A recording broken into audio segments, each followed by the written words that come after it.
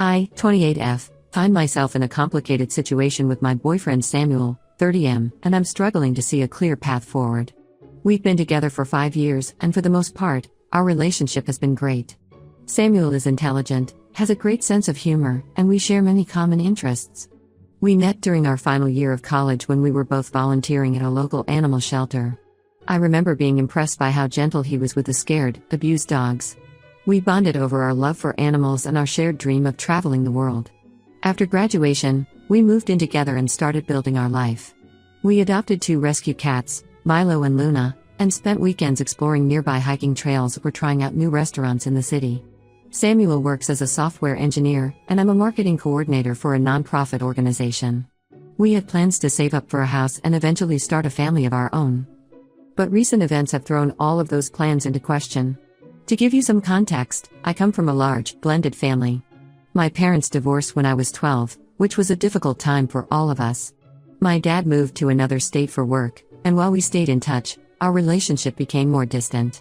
My mom remarried when I was 15 to my stepdad, Andrew, 52M. Andrew seemed nice enough at first, but looking back, there were signs that he struggled with alcohol even then. Andrew brought 2 kids into the family, my stepbrother Charlie, 25M, and stepsister Cindy, 23F. The transition wasn't easy.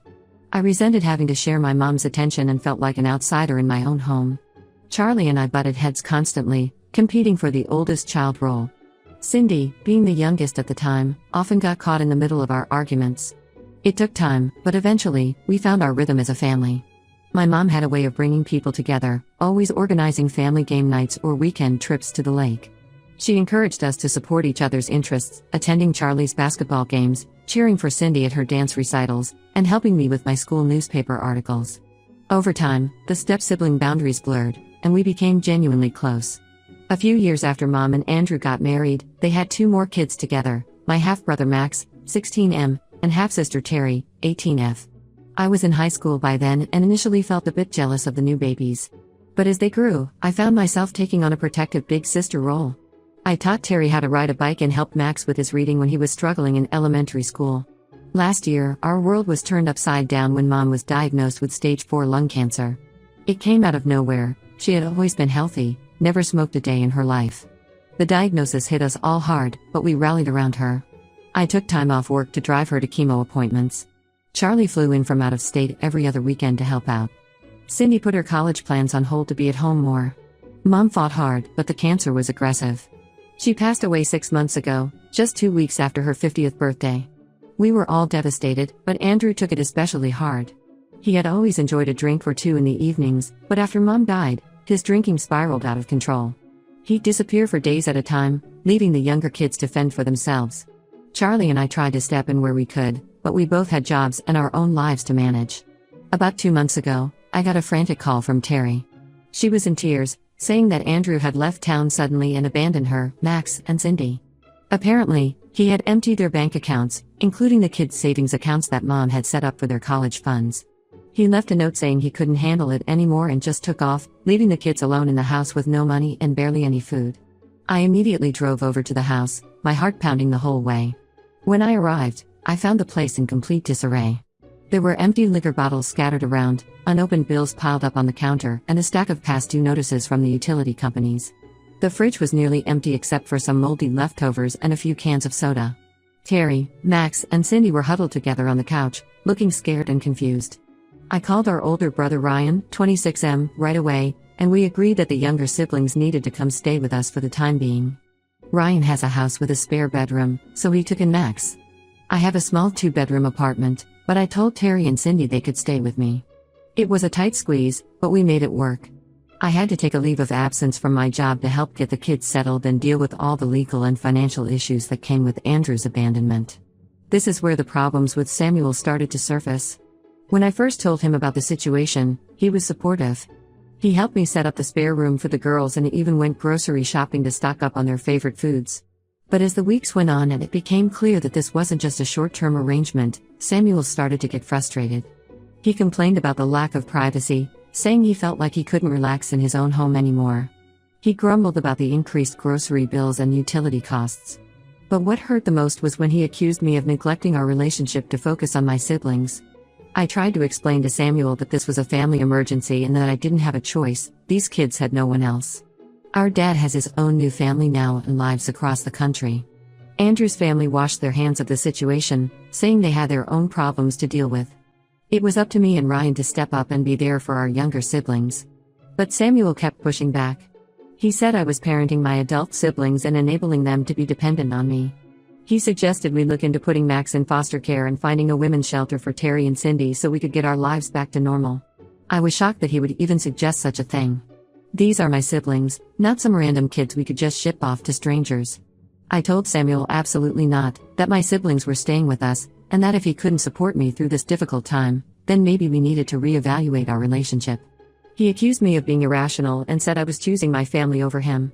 I don't see it that way at all. I'm just trying to do the right thing and be there for my siblings when they need me most. Now Samuel is threatening to move out if I don't set some boundaries with my siblings. He says he didn't sign up for instant parenthood and that we're putting our life plans on hold for my family's drama. Part of me understands his frustration. This isn't what either of us planned for our late 20s. But a bigger part of me is disappointed and hurt that he can't see how important this is to me. I'm at a loss for what to do. Samuel and I have built a life together over the past 5 years. We've talked about marriage and kids of our own someday. I love him and the life we've created. But I also love my siblings, and I'm not going to abandon them when they've already lost so much. They're still dealing with the grief of losing mom, and now they're grappling with feelings of abandonment from Andrew. They need stability and support now more than ever. Am I being unreasonable here? Should I be doing more to balance my relationship with my family obligations? I just don't know how to move forward from this. Any advice would be appreciated. Update 1. Thank you all for the supportive comments on my original post. I really appreciated hearing your perspectives and advice. It's been about a month since I last posted, and I wanted to give an update on the situation, as a lot has happened. After reading through all of your comments, I realized I needed to have a serious, in-depth conversation with Samuel about our relationship and the current circumstances with my siblings. I asked my aunt to watch the kids for an evening so Samuel and I could have some uninterrupted time to talk. I started by acknowledging that I hadn't been as attentive to our relationship lately and that the sudden change in our living situation was difficult. I explained again how important it was to me to be there for my family during this crisis, drawing parallels to how supportive his family had been when his dad was sick a few years ago. I also opened up about my own struggles, the grief of losing mom, the anger and betrayal I felt towards Andrew, and the overwhelming responsibility I now felt for my younger siblings. I admitted that I was scared and unsure about the future, but that I knew in my heart I was doing the right thing. Samuel listened, and for a moment, I thought we might find a way to work through this. He said he understood why I felt the need to help my siblings, but ultimately, he couldn't accept the current arrangement. He said he felt like our life plans were being derailed and that he didn't sign up to be an instant parent to my teenage siblings. We spent hours talking, trying to find a compromise. I suggested maybe we could look for a bigger apartment, or set up more structured alone time for us. But Samuel was adamant that he wasn't ready for this level of family responsibility. He said he needed space to think about whether he could continue in this relationship long term.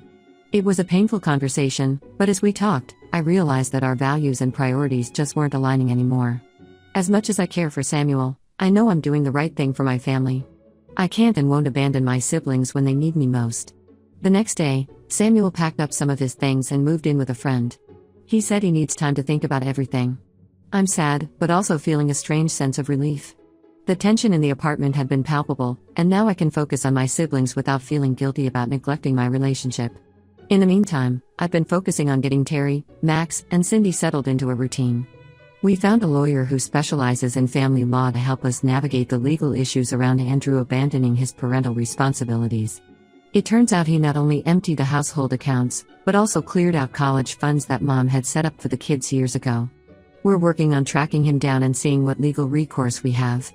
I also reached out to my mom's side of the family for help.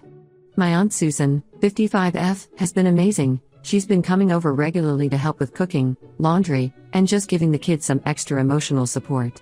My cousins have also stepped up, taking the kids out for fun activities on weekends to give me a bit of a break. Work has been surprisingly understanding about my situation. My boss lost his own parents at a young age, so he's been incredibly empathetic. They've allowed me to shift to a part-time, work-from-home arrangement for now. It's a bit of a financial hit, but it allows me to be there for the kids while still keeping my job. I'm also looking into what kind of assistance programs we might qualify for to help with expenses. Terry has been my rock through all of this. Despite being only 18, She's shown incredible maturity and strength. She's taken on a lot of responsibility with household chores and helping Max and Cindy with schoolwork. She even started a part-time job at a local cafe to contribute to the household expenses, despite my insistence that she doesn't need to. I'm so proud of how she's handling everything. Max is struggling the most with all the changes. He's been having trouble in school, his grades slipping, and he's been acting out at home. I found a counselor who specializes in adolescent trauma, and he started weekly sessions. It's early days, but I'm hopeful it will help him process everything that's happened. In the meantime, I've been trying to spend one-on-one time with him, reviving our old tradition of Sunday morning pancakes and board games. Cindy has thrown herself into her art as a way of coping. She's always been creative, but lately, she's been producing some really powerful pieces. I've been encouraging her to pursue it, and we set up a little studio space in the corner of the living room for her to work on her paintings. It seems to really help her mood to have that creative outlet. As for me, I'm taking it one day at a time.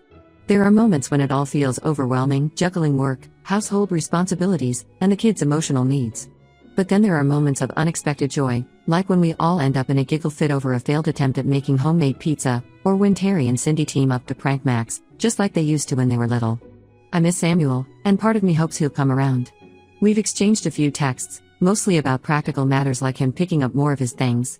But I also know that I can't compromise on being there for my family. If he can't accept that, then maybe we're just not meant to be. For now, I'm focused on healing and creating a stable home for my siblings. Thank you all again for your support and advice. It's been a comfort knowing I have this community to turn to during tough times. I'll update again if there are any major developments. Update 2. It's been about 3 months since my last update, and I wanted to share some developments in our situation. First, the good news: we finally heard from Andrew. He reached out through his sister, apparently feeling remorseful about leaving the kids.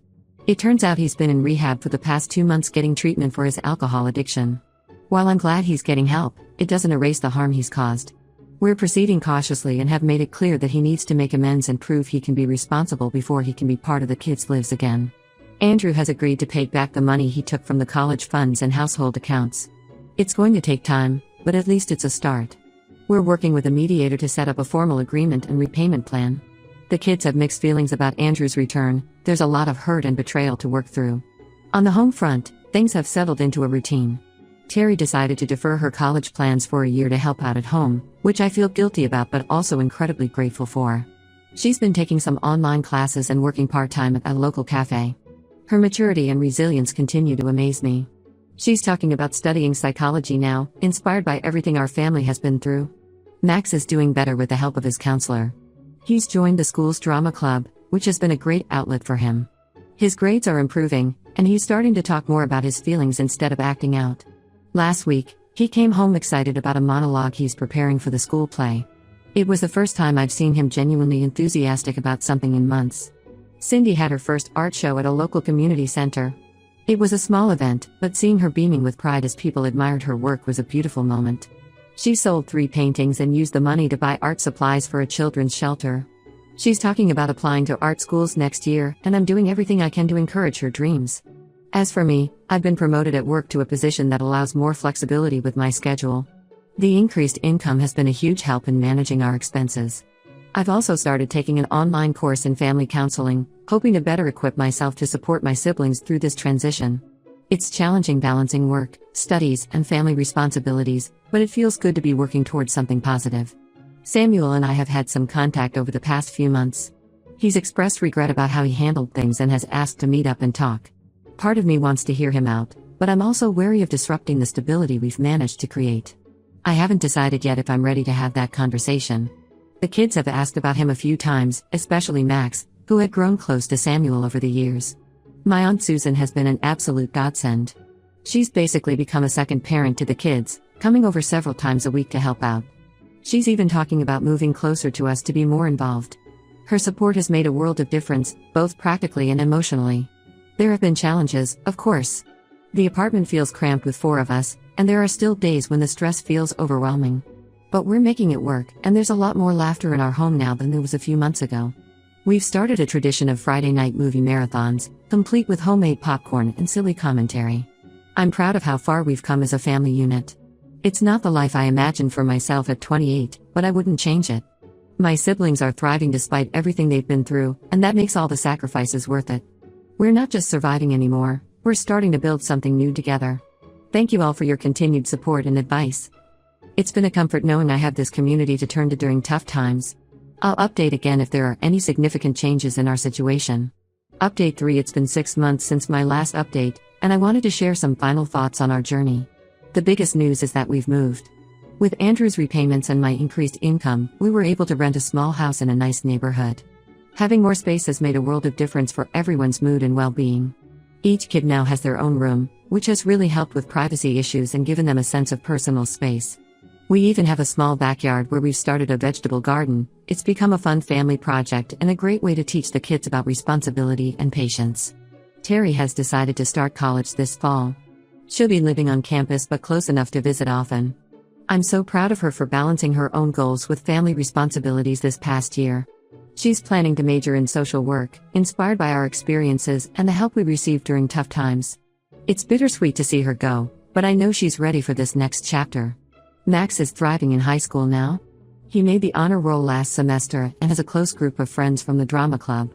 His confidence has grown so much. Last month he landed the lead role in the school play. His relationship with Andrew is still strained, but they're working on it in family therapy sessions. It's slow progress, but I'm hopeful. Cindy got accepted into a prestigious art program for high school students. Her talent continues to flourish, and she's talking about studying art therapy in college to help other kids who've been through trauma. She's even started volunteering at a local children's hospital, doing art projects with long-term patients. Seeing her find purpose in her pain has been incredibly moving. Andrew has maintained his sobriety and is slowly rebuilding relationships with the kids. He's moved back to town and sees them regularly under supervised visits. It's a work in progress, but he's putting in the effort. He's attending AA meetings regularly and has started volunteering at a homeless shelter. The kids are cautiously optimistic, but it will take time to rebuild trust. As for Samuel, we did meet up a few months ago. While it was good to get closure, we both realized we've grown in different directions. Our priorities and life goals just don't align anymore. We parted on friendly terms, but I know now that our relationship had run its course. It was painful, but I feel at peace with the decision. I've completed my family counseling course and am considering pursuing a degree in social work. This experience has shown me how much I enjoy helping families navigate difficult times. I've even started volunteering at a support group for young adults who are caring for younger siblings. Looking back, I'm amazed at how much has changed in a year. There were moments when it felt impossible, but we made it through together. My siblings and I are closer than ever, and while our family looks different now, it's strong and full of love. We still have challenges, of course. There are days when the responsibility feels overwhelming, or when grief hits us unexpectedly. But we've learned to lean on each other and to celebrate the small victories. Last week, we had a family game night that ended in a massive pillow fight, something that wouldn't have seemed possible a year ago. I've learned so much about resilience, love, and the true meaning of family through this experience. It wasn't the path I expected my life to take, but I wouldn't change it. Seeing my siblings heal and thrive despite everything they've been through has been the most rewarding experience of my life. To anyone out there facing similar challenges, know that it does get better. With love, patience, and perseverance, you can build something beautiful out of even the most difficult circumstances. It's not always easy, but it's worth it. Thank you all for being part of this journey with me. Your support and advice have been invaluable. While this will be my last update, I'll carry the lessons I've learned from this community with me always. Here's to new beginnings and the families we choose to build.